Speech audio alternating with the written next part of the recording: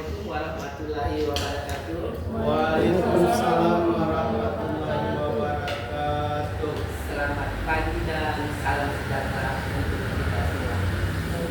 Alhamdulillah atas izin Allah sehingga pada pagi hari ini kita dapat berkumpul di tempat ini. Yang pertama, kami ucapkan terima kasih pada Bapak Pengawas, teman-teman pengajar dan tenaga pendidikan SDN 1 Lamahala.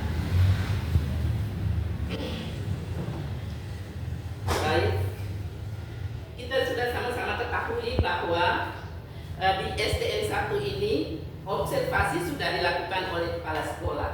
Nah, hari ini giliran kepala sekolah yang diobservasi oleh Bapak Pengawas. Untuk selanjutnya, mari kita lihat slide berikutnya. Yang pertama, di sini kami paparkan maksud dan tujuan presentasi visi dan misi sekolah. Yang pertama adalah dalam rangka pelaksanaan observasi pengelolaan kinerja kepala sekolah oleh Bapak Pengawas, yaitu tuntutan PMM. Yang berikut, sebagai upaya mempresentasikan visi, misi, dan prioritas satuan pendidikan yang berpusat pada peningkatan kualitas pembelajaran. Jadi sebelum kami memaparkan, kami juga harus mendahulukan maksud apa, tujuan apa kepala sekolah ingin mempresentasikan visi dan misi. Slide berikut, yang pertama kita lihat apa itu visi. Di sini kami memberi gambaran sedikit bahwa visi adalah rangkaian kata yang di dalamnya terdapat impian, cita-cita, atau nilai inti dari suatu lembaga atau suatu sekolah atau suatu organisasi. Untuk supaya suksesnya visi misi, maka kita harus tentangkan misi. Nah, marilah sama-sama kita lihat apa itu misi. Nah, misi ini merupakan langkah-langkah yang dilakukan sesuai dengan visi yang sudah kita tetapkan di atas. Sekarang, sebelum kita maju pada slide yang berikut, saya ingin tanyakan kepada Ibu Bapak Guru di sini bahwa apabila di suatu sekolah yang tidak mempunyai visi dan misi, kira-kira apa yang terjadi? Suatu sekolah, Ibu Wahyu, silakan. Kita tidak punya tujuan. Kita tidak punya tujuan. Bagus sekali, kita tepuk tangan untuk Ibu Wahyu. Terima kasih banyak sudah menjawab. Berikutnya siapa lagi? Oh, Pak Burhan. Mungkin kalau saya bisa ibaratkan itu seperti sebuah nakoda dalam kapal, yang dimana ketika kapal bergerak ke suatu tempat tanpa kompas, sepertinya tidak ada arah. Makanya perlu ada visi dan misi dalam suatu lembaga. Mungkin seperti itu. Menurut Pak Burhan, visi merupakan suatu kapal. Di dalam kapal itu tentunya harus mempunyai nakoda. Kalau tidak mempunyai nakoda, berarti kapal itu terombang-ambing. Ibarat juga pendidikan. Pendidikan itu harus mempunyai visi. Kalau tidak mempunyai visi, maka terombang-ambing. Guru Ibu Siti mau bikin apa, terserah dia, tidak ada yang mengarungi. Pak Mahmud membuat apa, terserah dan dia. Karena di sini kita tidak mengantongi visi. Maka visi itu amat penting. Sebagai seorang kepala sekolah, dia harus memaparkannya sebelum dia melaksanakan. Barangkali ada yang mau tambahkan? Ibu Bibi. Suatu sekolah jika tidak mempunyai visi dan misi, maka sekolah tersebut kerjanya tidak sesuai dengan program, maka guru atau tenaga kependidikan di dalamnya tidak berjalan sesuai dengan apa yang telah diarahkan dan ditentukan sebelumnya. Bagus sekali, terima kasih banyak Ibu Bibi. Jadi suatu sekolah itu harus mempunyai program. Apabila tidak mempunyai program, berarti guru berjalannya secara sepihak, tidak pada program tertentu. Baik, terima kasih, kita beri aplaus untuk kerjanya. Selanjutnya kita lihat slide berikutnya. Di sini kami memaparkan pentingnya visi misi sekolah. Nah, pertama kita melihat visi misi sekolah apa? Pentingnya visi misi sekolah yang pertama adalah mengarahkan. Di sini mengarahkan artinya memberikan arah yang jelas bagi seluruh warga sekolah untuk mencapai tujuan dan cita-cita. Itu pentingnya visi misi yang pertama. Yang kedua, memberikan inovasi baru untuk meningkatkan pendidikan. Saya jelaskan sedikit bahwa suatu kepala sekolah sebelum dilantik atau sudah dikatakan sudah dilantik, itu dia harus punya inovasi yang banyak. Sekolah itu harus dibawa kemana, tujuannya apa, itu harus terlebih dahulu kepala sekolah pikirkan. Berikut ketiga, pentingnya visi misi ketiga yaitu mendorong perbaikan yang berkelanjutan. Di sini mendorong perbaikan yang berkelanjutan yaitu menjadi dasar untuk melakukan evaluasi dan perbaikan. Jadi berjalan visi misi kita mengevaluasi. Setelah kita mengevaluasi, mendapat hal-hal yang belum kita jalankan, kita harus melakukan evaluasi dan perbaikan. Berikut yang keempat, membangun identitas ciri khas sekolah. Membangun identitas ciri khas sekolah ini paling penting harus kita terapkan, yaitu memberi identitas diri atau ciri khas sekolah yang satu dengan yang lainnya. Artinya sekolah yang berada di gugus atau kecamatan, kita harus buat seperti di sini. Kami sekolah negeri nuansanya religi. Contohnya, sekolah negeri yang bernuansa religi itu setiap hari Jumat kami lakukan sholat jamaah, sholat duha berjamaah. Di dalam sholat duha berjamaah kami siapkan satu kotak, namanya kotak amal. Kotak amal itu kami jalan dari siswa ke siswa untuk menyumbangkan sukarela sen, 2 sen atau 1.000, 2.000 tergantung kepada kerelaan si siswa itu sendiri, baik siswa atau guru. Dan uang itu akan kami gunakan ketika keluarganya guru atau siswa yang mendapat musibah, uang itu akan kami pergunakan untuk memberikan sedekah. Itu yang kami katakan bahwa sekolah negeri tapi nuansanya religi. Yang kedua, setiap kali kami lakukan apel Senin atau apel harian, itu siswa-siswi selalu mengambil, mencium tangan guru-guru. Semua guru-guru baru bisa masuk kelas. Dan rutin kami lakukan seperti semua sekolah lakukan, yaitu berdoa baru. Ya. Itu beberapa contoh kegiatan religi yang kami gunakan di SDN 1 Lamahara. Slide berikutnya. Di sini kami akan paparkan juga komponen visi dan misi sekolah. Visi dan misi sekolah ini mempunyai beberapa komponen. Salah satunya adalah tujuan strategi. Di sini tujuan strategi yang ingin dicapai sekolah dalam jangka panjang, adapun jangka pendek. Di dalam jangka panjang ini, gambaran peserta didik ke depannya, 5 tahun ke depannya. Bukan gambaran yang hari ini kita buat, terus hari ini kita dapat, tidak. Gambaran untuk peserta didik ke depannya. Berikut yang kedua, nilai-nilai. Di dalam visi misi juga mempunyai nilai-nilai.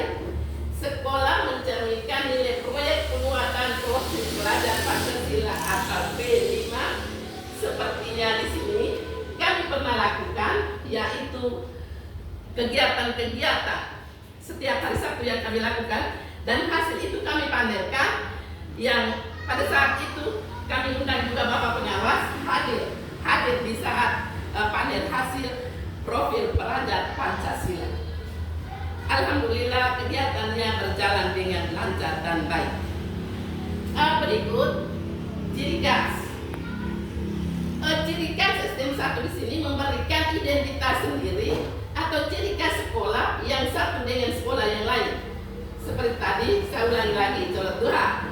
kami lakukan di sini belum tentu di SD bila lakukan, belum tentu di SD lakukan. Itulah perbedaan. Kenapa kita buat visi misi? Kita mau melihat perbedaan. Kalau hal-hal positif yang dibuat oleh sekolah lain, kita mengambil sebagai contoh. Hal-hal yang kita terapkan di SN1 sebagai contoh untuk sekolah-sekolah yang lain di dekat kita. Sholat dua berjemaah, infak sedekah bagi keluarga yang berduka, pengembangan minat serta bakat.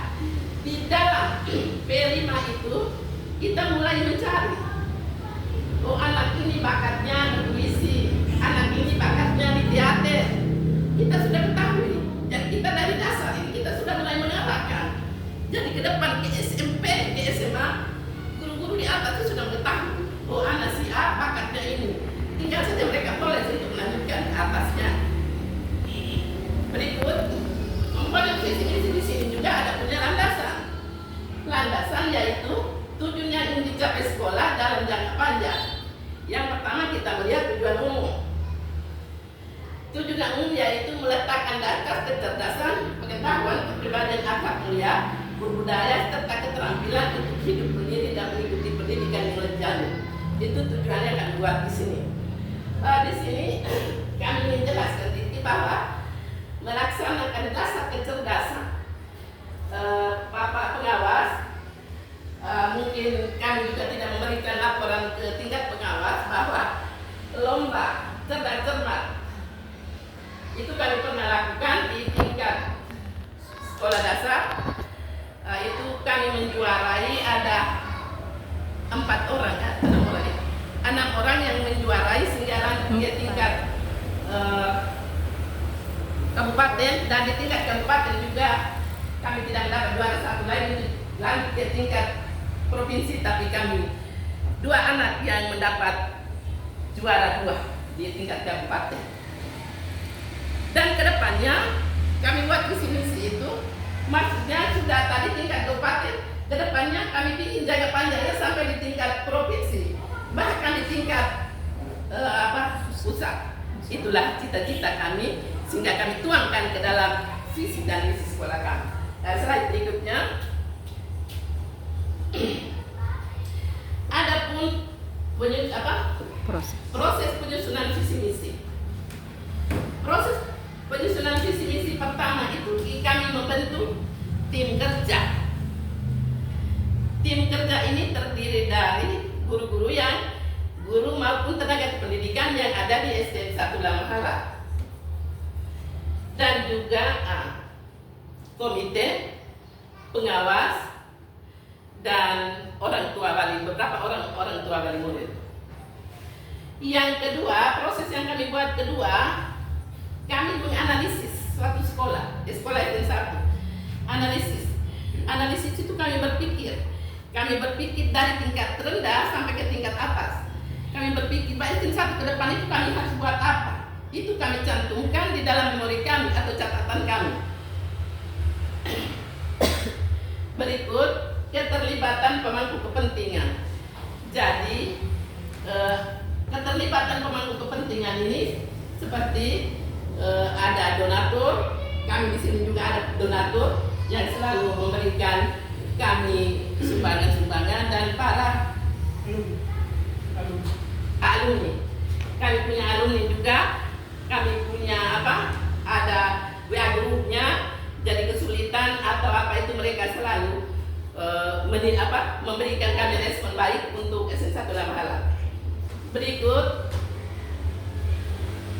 setelah proses yang ketiga, kami maju ke proses yang keempat, yaitu kami mulai mengembangkan draft visi misinya kami kembangkan.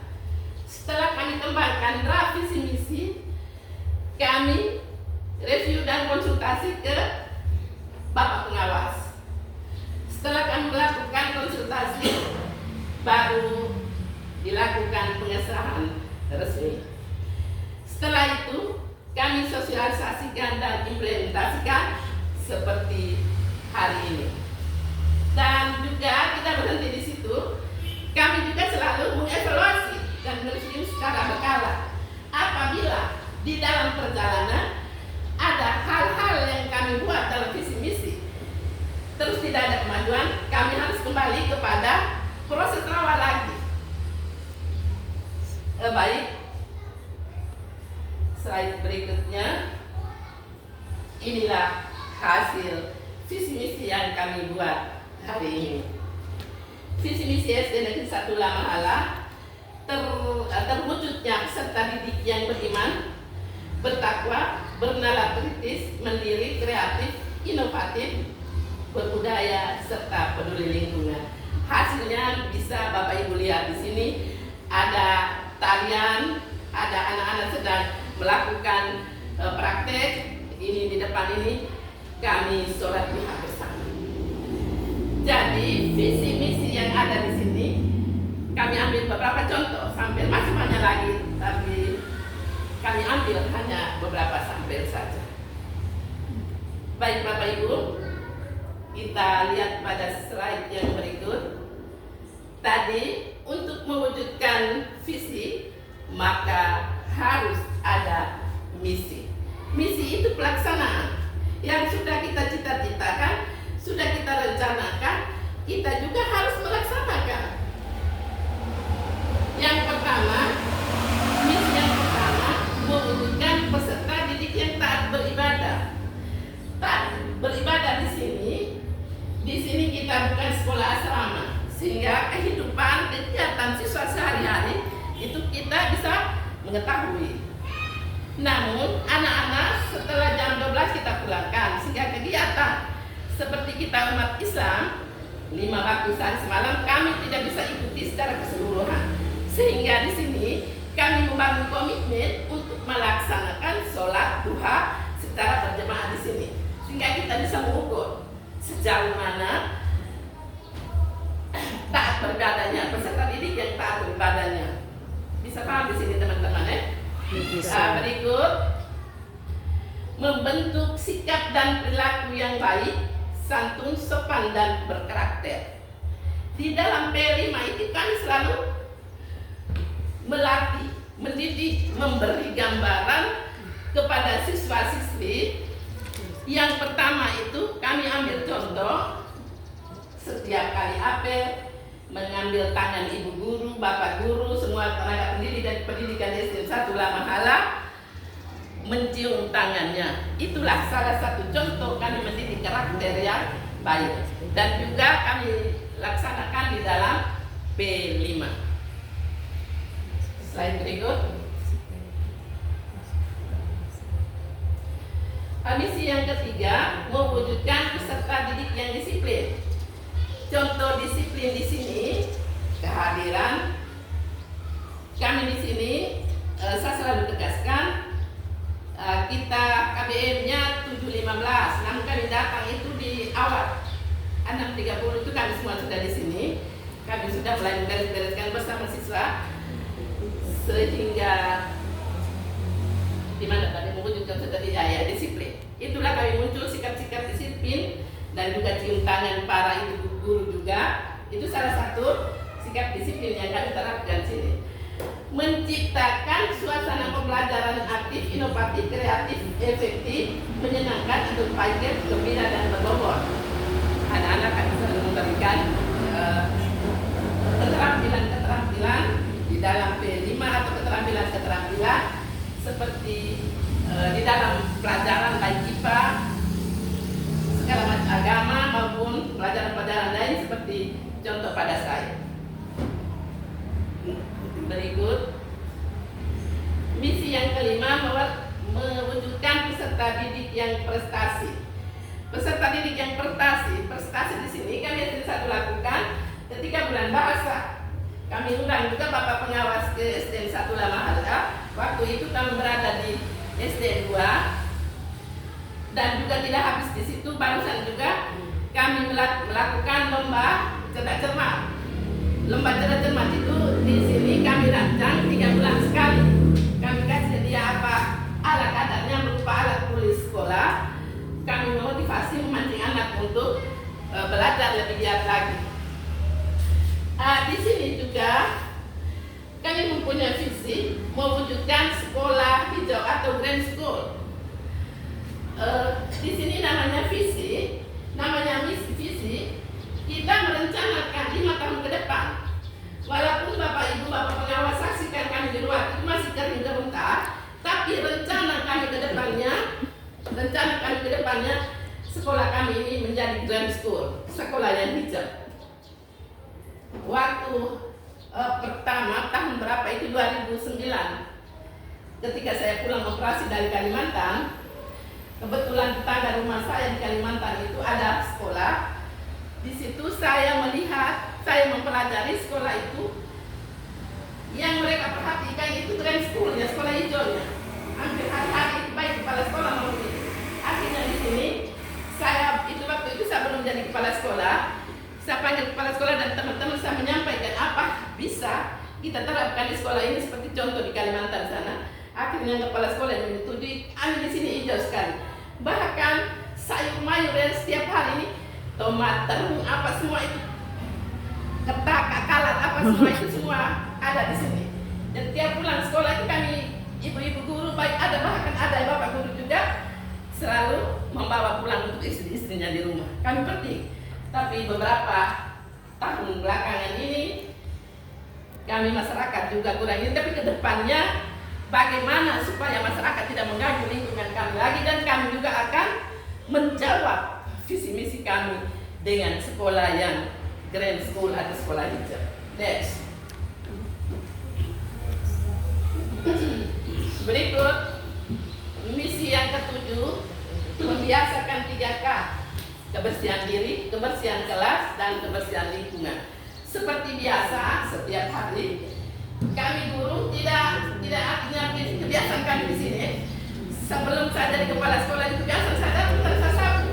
Bahkan sampai dengan hari ini saya sudah kepala sekolah. Saya sudah jadi kepala sekolah juga, saya sering pakai sapu. Itu memberikan teladan kepada guru dan memberikan teladan kepada siswa-siswi. Jadi kebersihan lingkungan, kebersihan diri, dan kebersihan sekolah itu kami selalu perhatikan. Berikut, membiasakan 9S. Senyum, ketemu siapa saja selain guru, siapa saja baik teman, orang tua, dan masyarakat secara umum, kita harus senyum, harus salam, sapa, sopan, santun, semangat prestasi, sayang sesama, sholat berjamaah, dan sedekah. Walaupun sholat berjamaah itu kami lakukan di sini hanya sholat duha, tetapi kami selalu memberi penguatan untuk melakukan sholat berjamaah di rumah. Bagi laki-laki diwajibkan, dan bagi perempuan boleh jemaah di masjid, boleh juga di rumah. Berikut, baik, presentasinya sampai di sini. Mohon maaf apabila ada kata-kata yang menyinggung perasaan Bapak Ibu, Bapak pengawas. Mohon maaf. Sampai di sini